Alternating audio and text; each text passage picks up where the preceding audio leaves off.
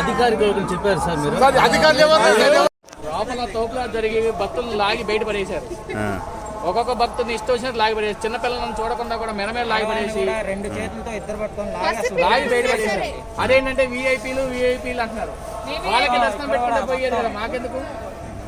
మరి ముందు మెన్షన్ చేయాలి కదండి, 10,000 టికెట్ కి బయట నుంచి 300 టికెట్స్ లోపల బయట నుంచే మీకు లోపలికి లేదని చెప్తే మేము తీసుకునే వాళ్ళం కాదు కదా. ఎవరు తీసుకోమన్నారు మిమ్మల్ని టికెట్ అలా? ఏ దర్శనానికి వెళ్ళారు మేడం మీరు? ట్రస్ట్ దర్శనానికి వెళ్ళామండి.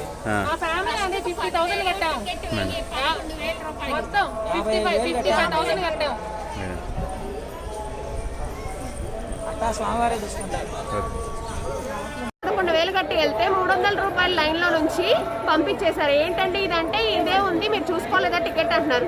మేము పసిపిల్లోని వేసుకొని ఉంటే కూడా చూసుకోకుండా దబా లేడీస్ అని లేదు, జెంట్స్ లేదు, పసిపిల్లో లేదు, తోసేస్తున్నారు. ఇదే న్యాయం అంటే మీరు టికెట్ చూసుకోండి అంటున్నారు. ఎవరు తీసుకోమన్నారు? 10,000 రూపాయల టికెట్ అన్నాడు.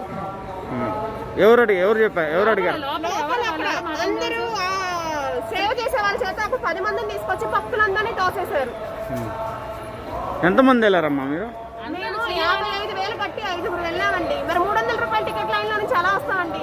అంత దూరం నుంచి మేము విజయవాడ నుంచి వచ్చాం స్వామివారిని చూడటానికి.